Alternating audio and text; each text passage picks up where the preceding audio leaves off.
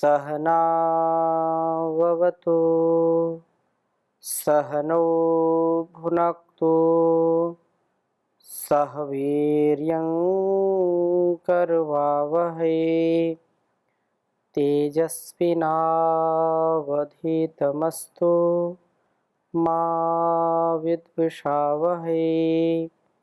ओम शांति शांति शांति। वैदिक जीवन पद्धति की इस कक्षा में पुनः आप सभी का हार्दिक स्वागत है, अभिनंदन है। परमात्मा की प्राप्ति जिन साधनों से होती है उन साधनों का अनुष्ठान करना, क्योंकि परमपिता परमेश्वर जिसकी प्राप्ति अर्थात वो कोई वस्तु नहीं, कोई व्यक्ति नहीं जिसको हम प्राप्त करें, वो तो हर स्थान पर है, हर वस्तु में है, व्यक्ति में है, कण-कण में समाया हुआ है। परंतु उसकी प्राप्ति का आशय उसका अनुभव करना। तो प्रभु की प्राप्ति के जो साधन हैं, हम जीवन को यज्ञमय बनाएं, कल्याणकारी बनाएं और अपने प्रत्येक गुणकर्म स्वभाव को उस प्रभु के अर्पण करते जाएं। जो भी हम कर्म करते हैं, जो भी हमारा पुरुषार्थ है, हम उसका अहंकार ना करें। प्रभु की जैसी शिक्षा हमको वेदों से मिलती है, वैसा ही वेदानुकूल आचरण करते हुए जीवन को आगे बढ़ाने का प्रयत्न करना चाहिए। यह प्रयत्न हमको सदा सर्वदा उन्नति के पथ पर आरूढ़ कर देता है। हम कभी भी पतित नहीं होते हैं। संसार भी दिव्य बनता है, परिवार भी दिव्य बनता है, समाज भी दिव्य बनता है और हम स्वयं दिव्यता से परिपूर्ण हो जाते हैं। बहुत ही सुंदर वेद मंत्र है, इसकी चर्चा हम करेंगे। प्रथम इसको लिखते हैं।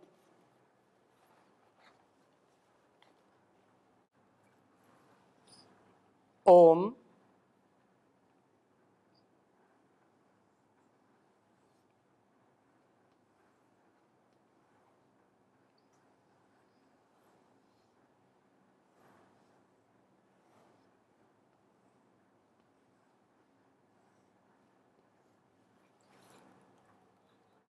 अंजन्ति त्वामध्वरे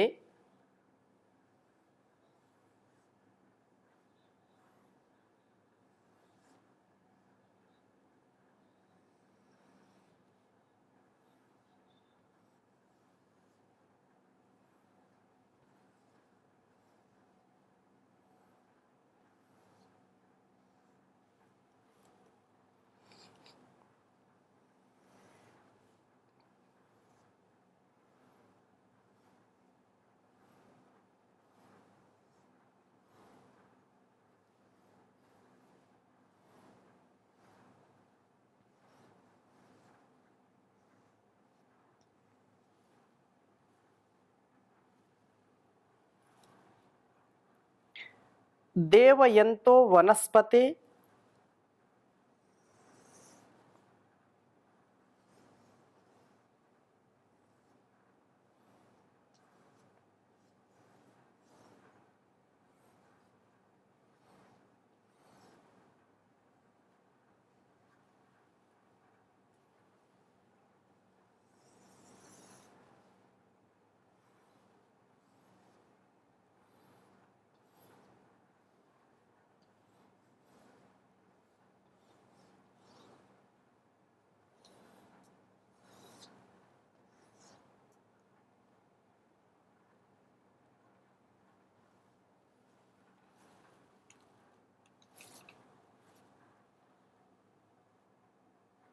मधुना दैव्येन।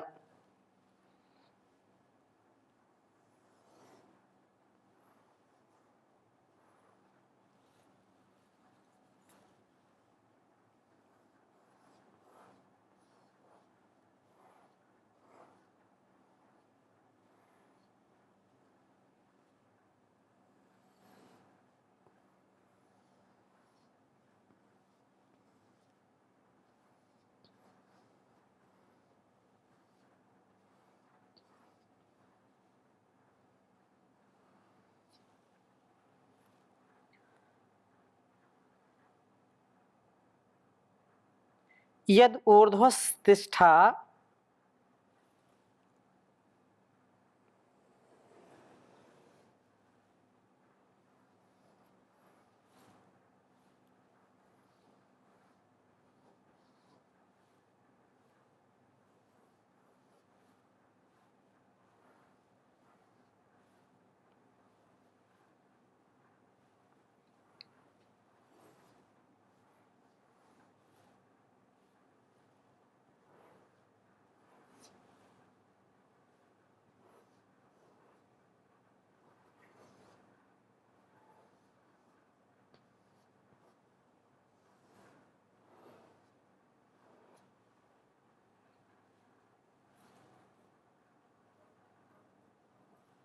द्रविणेह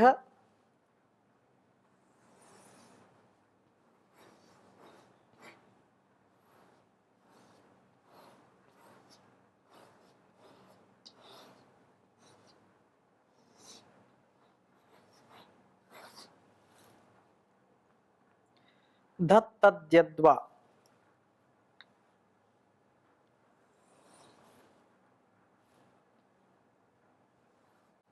धत्ताद्य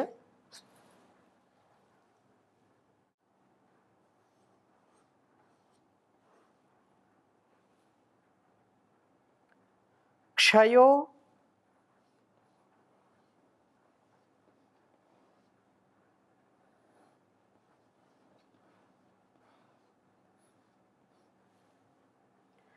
मातुरस्य उपस्थे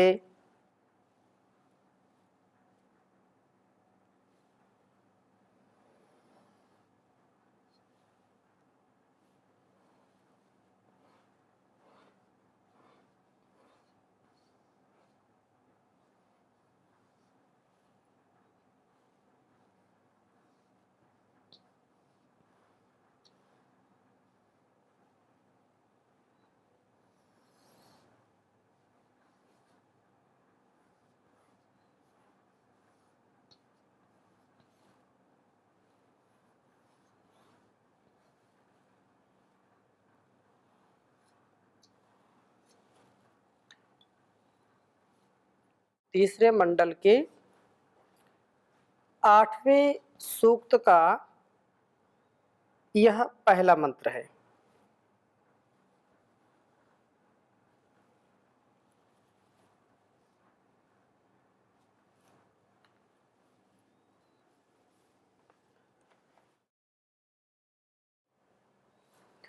ओम अंजन्ति त्वामध्वरे देवयन्ते वनस्पते मधुना दैव्येन यदूर्ध्वस्तिष्ठा द्रविणेह धत्ताद्यौष्खयो मातुरस्य उपस्थे। ओम अंजन्ति त्वामध्वरे देवयन्तो वनस्पते मधुना दैव्येन यदूर्ध्वस्तिष्ठा द्रविणेह धत्ताद्यौष्खयो मातुरस्य उपस्थे। बहुत ही सुंदर भाव इस वेद मंत्र का है। हे वनस्पते, ज्ञान रश्मियों के स्वामिन, ज्ञान प्रकाश के देने वाले परमात्मन, ज्ञान की किरणों से सारे संसार को प्रकाशित करने वाले, ज्ञान की किरणों से सबको उत्तम स्वास्थ्य, उत्तम उत्साह देने वाले प्रभु, देवयंतः, दिव्य गुणों की कामना वाले पुरुष, त्वा आपको, अध्वरे इस जीवन यज्ञ में अंजंती प्राप्त होते हैं। दैव्येन मधुना, देव से उत्पादित मधु द्वारा वे आपको प्राप्त होते हैं। शरीर में औषधियों का सारभूत अंतिम तत्व सोमवीर्य है, यही मधु है। परमात्मा की व्यवस्था से उत्पन्न होने के कारण यह दैव्य मधु कहलाता है। इसके रक्षण से बुद्धि अत्यंत सूक्ष्म बनती है और इस सूक्ष्म बुद्धि के द्वारा यह साधक प्रभु का दर्शन करने वाला बनता है। बहुत ही सुस्पष्ट निर्देश यहाँ जो दिया गया है कि हम अपने इंद्रियों पर पूर्ण नियंत्रण रखें।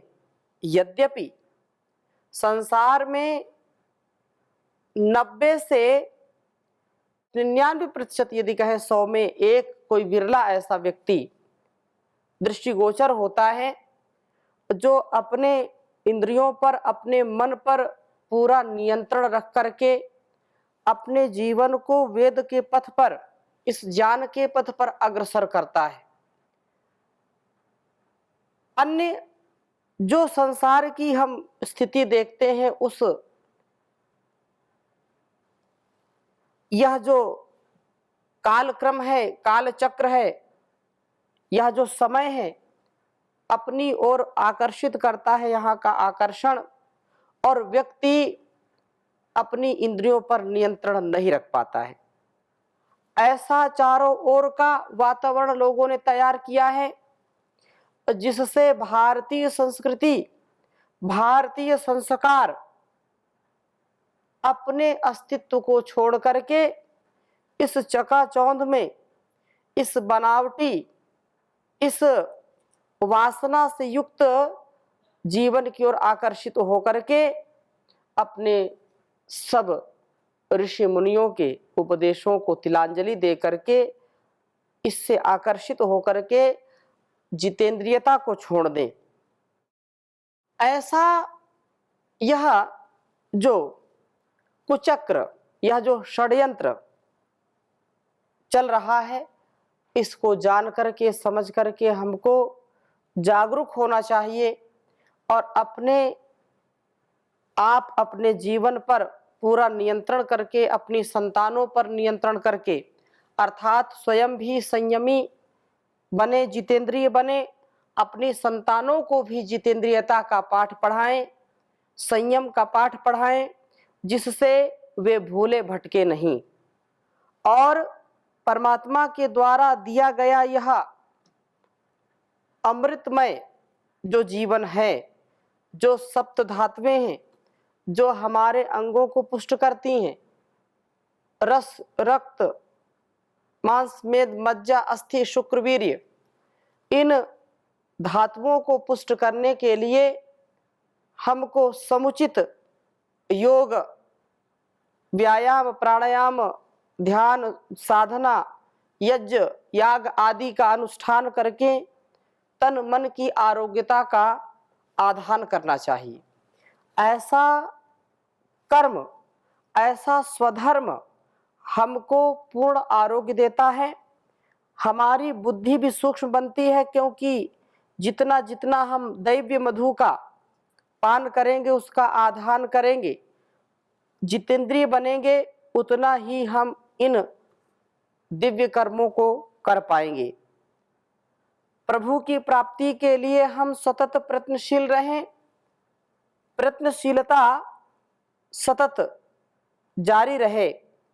जीवन को अहिंसा वाला बनाएं, यज्ञात्मक बनाएं। यह प्रभु की प्राप्ति का साधन है। अध्वरे और दिव्य गुण की प्राप्ति की प्रबल कामना वाले बने हम, दिव्य गुणों से युक्त बने। ऐसी कामना जो हमको देवत्व की ओर ले जाए, असुरत्व का दमन हो, असुरत्व का पतन हो, देवत्व से हम परिपूर्ण हों।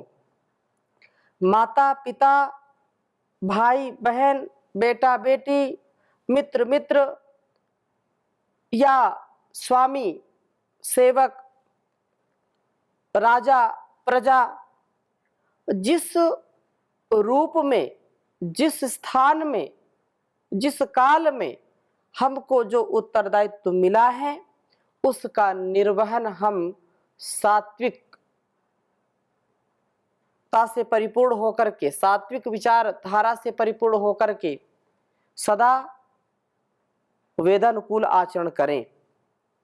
यह हमको ईश्वर की प्राप्ति की ओर ले जाता है। दिव्य गुणों की प्राप्ति की प्रबल कामना होनी चाहिए। और कहा है कि शरीर में सोम शक्ति का संरक्षण करना, मधुना दैव्येन। हम जब सोम का रक्षण करेंगे, वीर्य का रक्षण करेंगे, तो ब्रह्मचर्य प्रतिष्ठायाम वीर्य लाभः, और वीर्य से ही हमारे अंदर शौर्य आता है, तेजस्विता आती है, वीरता, धीरता, गंभीरता आती है, आरोग्यता का आधान होता है।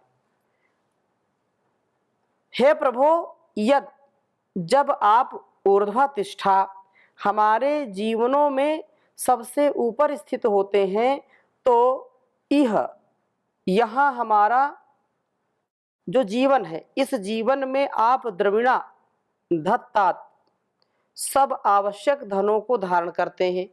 अर्थात जब कोई ब्रह्मचर्य का पालन करता है, ब्रह्मचर्य के पालन करने से हर प्रकार का ऐश्वर्य प्राप्त कर सकता है, आरोग्यता प्राप्त कर सकता है, और जो व्यक्ति तन से मन से निरोग है, आरोग्यता से युक्त है, उसके लिए सबसे बड़ा धन आरोग्यता है। और वह आरोग्यता को प्राप्त करके पूर्ण पुरुषार्थ करता है, समाज राष्ट्र को उन्नत बनाते हुए अपने जीवन और इस जगत की उत्तमता और उन्नतशीलता के लिए प्रयत्नशील रहता है, तो वास्तव में वह सब प्रकार के धनों का स्वामी भी हो जाता है।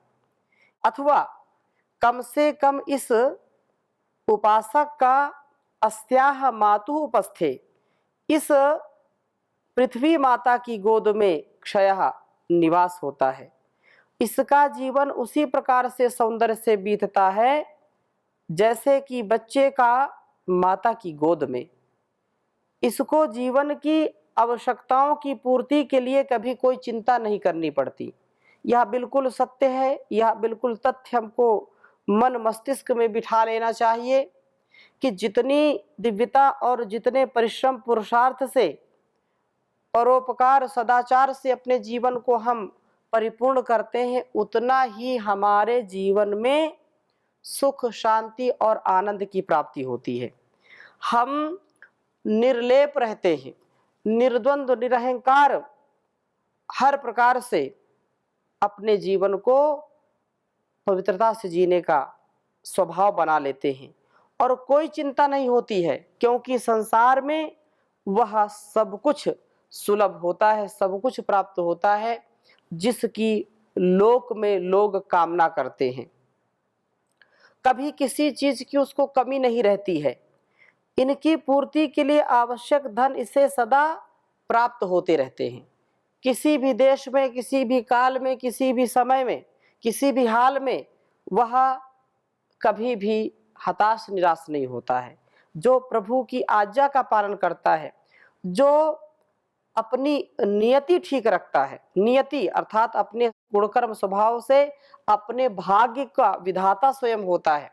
जिसकी नियत साफ, उसकी मंजिल आसान, ऐसा लोग कहते हैं। तो जिसकी कथनी करनी में कोई भेद नहीं है, जिसका स्वभाव दिव्यता से परिपूर्ण है, जितेंद्रियता से परिपूर्ण है, उसका संसार में कोई भी बाल बाका नहीं कर सकता है। बहुत हमको संयम, बहुत नियम और बहुत ही संतुलन के साथ जीवन को जीना चाहिए। यदि जीवन में असंतुलन है, असंयम है, अमर्यादा है, अनुशासनहीनता है, तो कभी भी हमारा उत्थान नहीं हो सकता है। संसार का विधान संविधान और उस भगवान का संविधान विधान जिस इंसान ने स्वीकार कर लिया है, वह इंसान संसार में, इस जहान में महान बन जाता है और दूसरों को भी महान बनाने का परम पुरुषार्थ, परम दयालुता का, करुणा का कार्य करता है, सेवा का कार्य करता है। इसको जीवन की आवश्यकताओं की पूर्ति का कोई भी एक क्षण का भी तनाव नहीं आता है। और इस प्रकार से हम जीवन को यज्ञमय बनाएं, दिव्य गुणों की कामनाओं वाले बने, सोम का रक्षण करने वाले बने। ऐसा करने पर हमें प्रभु प्राप्त होंगे। प्रभु हमारी सब आवश्यकताओं को पूर्ण करेंगे। जिसका इस संसार में अनासक्त स्वभाव हो गया है, प्रभु के प्रेम, प्रभु की भक्ति, प्रभु की निष्ठा, प्रभु के प्रति ही जिसका आकर्षण है, जिसका स्वभाव और जिसका यह अस्तित्व समाहित हो गया है, एकी भाव हो गया है, एकात्म हो गया है, तो वह कभी भी अपना अकल्याण नहीं करता और वह समस्त कुपथ से, कुपंथ से, कुसंग से बच करके सुसंग, सुपथ और मंगल पथ पर आगे जाता है, कल्याण के पथ पर आगे जाता है। इसलिए प्रभु की भक्ति के साथ अपनी शक्ति को हम बढ़ाएं, कभी भी हम निराश ना हो, हताश ना हो, कभी हम उस परमात्मा के आदेश, उपदेश, निर्देश, संदेश से अपने को अलग ना करें, कभी उससे विमुख ना हो, कभी उसका अतिक्रमण ना करें। तो ये बहुत ही सुंदर बात इस वेद मंत्र में कही है कि हम अपने जीवन को इन संयमों से परिपूर्ण करें जो हमारे लिए अत्यंत कल्याणकारी हैं। इसलिए प्रार्थना भी बहुत सुंदर कही है, सुधा प्रेम की है, सुधा कर पिला दो, हमें अपना सच्चा उपासक बना लो। हमें ना किसी से कभी भय प्रभु हो, सदा प्रेम भक्तों की जय जय प्रभु हो। प्रभुहीन भाव से हमको बचा लो, हमें अपना सच्चा उपासक बना लो। करो जान का मन भवन में उजाला, करो जान का मन भवन में उजाला, धधकती हो जीवन की ज्वाला, प्रभु सुप्त शक्ति हमारी जगा दो, हमें अपना सच्चा उपासक बना लो। तुझे हर्ष में शोक में हम न भूलें, पिता प्यार की तेरी गोदी में झूलें। तुझे हर्ष में शोक में हम न भूलें, पिता प्यार की तेरी गोदी में झूलें।